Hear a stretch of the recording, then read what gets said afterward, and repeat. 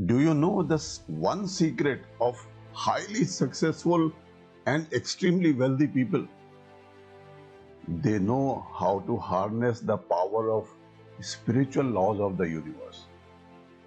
The Credit Suisse Global Wealth Report of the year 2020 reveals that the top 1% of households globally, they own 43% of all the personal wealth, while the bottom 50% of the population, they own only 1%. A great philosopher has said that even if you redistribute the entire wealth of the world equally amongst the entire population, after some time you will find that the wealth has again got redistributed in the same proportion as before. So it means the wealth would again flow back to those who own it now. Do you know the reason? It's simple. The vast majority of people simply do not have the internal capability to create and hold on to wealth and the increased challenges that go with more wealth and success. That's why Ma Lakshmi, the goddess of wealth, is also called as Chanchala. It means she can easily move from one person to another person. She cannot stay long with anyone who is not blessed by Ma Saraswati, that is, the goddess of knowledge and wisdom. So in this video, we shall go deep into the spirituality of attracting wealth. So remain till the end, and if you have not subscribed till now, kindly subscribe so that you do not miss out on the future videos. But before we proceed, kindly allow me to pay my gratitude to my Guru. Om Hram Shri Kanaiyalal Sharmaye Namaha. Om Hram Shri Guruve Namaha. Now, manifesting of anything in the universe is a play of Purush and Prakriti, or we call it Shiva or Shakti, or pure consciousness and energy. Shakti, or the universal life force, is the primordial energy of creation. She is known as Ma Kundalini or Ma Durga, who represents three major aspects of life. And these three aspects, as mentioned in the Devi Mahatma, are: first is Mahakali, representing the power and life force itself. Second is Mahalakshmi, represents wealth and abundance. And third is Mahasaraswati, represents wisdom and knowledge. So, what does this signify in our life? The symbolism of Devi Mahatma, or the slaying of various asuras or powerful demons, is symbolic of evolution of our own consciousness as we fight our inner demons to evolve into a pure being. It also means that you can't just be wealthy. That is, you cannot have blessings of Mahalakshmi alone. She has to be accompanied by the inner power and the capability to hold the wealth, as well as the wisdom to nurture it. Conversely, if you do not slay your inner demons, if you cannot develop your inner power and wisdom, you cannot enjoy wealth. That is the blessings of Mahalakshmi. So, what are those inner demons to be destroyed?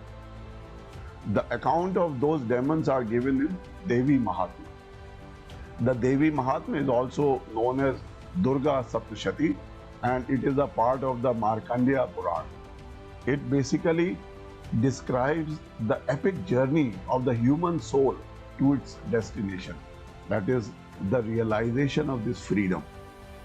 Journey of the soul is bifurcated into three stages.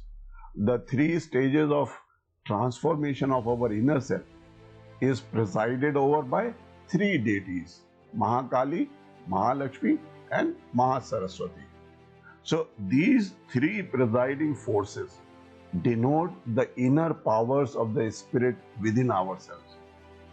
The first stage is where Adi Shakti awakes Mahavishnu, who is asleep, so that he may destroy the demons Madhu and Katab. Madhu and Katab are the two demons who are supposed to have come out of the dirt of the ear of Vishnu, from the wax of the ear of Lord Vishnu. Now, what is Madhu? It is sweet honey, and when you relate it to our ears, it becomes the sweet words that we all want to hear about ourselves. How many of us always want to hear praises about ourselves? In fact, even if we don't realize, most of our time is focused on activities which we do only for self-recognition and for self-praise. How many of us use this method of false praising and flattering our boss to make him happy so that he can grant us some undue favors? The opposite of Madhu is Katab, or words of criticism, which none of us want to hear. Both Madhu and Katab are the attraction and aversion of our ego self. One pleases and the other displeases. So they give birth to Kama or desire, and Krodha or anger if our desire is not fulfilled, and Moha or longing.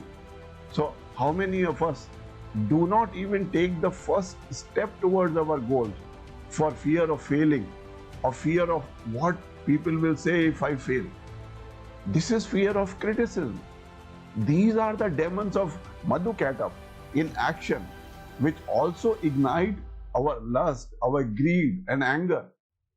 Bhagwan Shri Krishna says in Bhagavad Gita, Kam esh krodh esh rajogun samudbhava mahashano mahapapma vidyanen mihi vairinam. When desire is satisfied, it gives birth to greed. When it is not satisfied, it gives rise to anger. And one commits sins under the influence of these three, the lust, greed and anger. And greed is nothing but intensified desire. And anger is frustrated desire. Hence, Bhagwan Shri Krishna says that lust or desire is the root of all evil.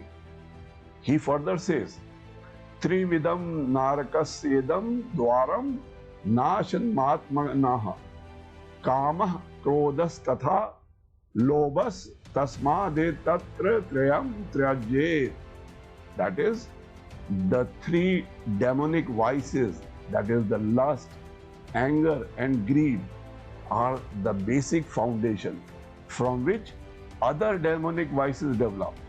Therefore, Bhagwan Shri Krishna labels them as gateways to hell, narkasedam, and strongly advises us to shun them, tyajyet, to avoid self-destruction, nashan matmanaha. When our pure inner divine power is able to destroy Kam, Krodh and Lobha, we become a real master of ourselves. But Kam, Krodh and Lobha are not the only enemies. There are subtler enemies which are stronger than these visible enemies. When we somehow manage to overcome Madhu and Katab, that is the Kam and Krodh, we get into the clutches of demons like Mahishasur and Raktabij. So the second chapter of Devi Mahatmya is where Adi Shakti manifests herself as Mahalakshmi and slays the demons of Mahishasur and Raktabij. Mahishasur and Raktabij, they represent the Vikshepa Shakti, or the tossing of the mind. Every minute the mind changes its form, just like Mahishasur. Mahishasur now comes as an elephant, and next moment he takes on the form of a buffalo, and then he is something else. You hit him in one form and he transforms into another form, and his energies are inexhaustible. So the Vikshepa Shakti of mind seems to be endless. The desires are endless, and these desires come in the form of the demon Raktabij. When Ma Devi severed the head of one Raktabij, then his drops of blood would produce hundreds and thousands of demons like himself. Same is the case with our desires. You destroy one desire and thousands of desires spring up again. There is no end for it. So now goddess started cutting the heads of Raktabij and did not let the blood fell on the ground. So Ma Kali sucked everything. Likewise, we have to suck the very root of desires. Their very essence has to be sucked. Our desire is not an outward form. It is a tendency of the mind, an inclination of the consciousness within that we call a desire. So this is Vikshepa Shakti, the distraction and tossing. Thus, Mal and Vikshepa are the primary oppositions in our spiritual pursuit. But even now, we are not fully safe. While Mal might have gone and Vikshepa is not there, we may also have a third trouble, which is avidya or agyan or ignorance about the true nature of ourselves.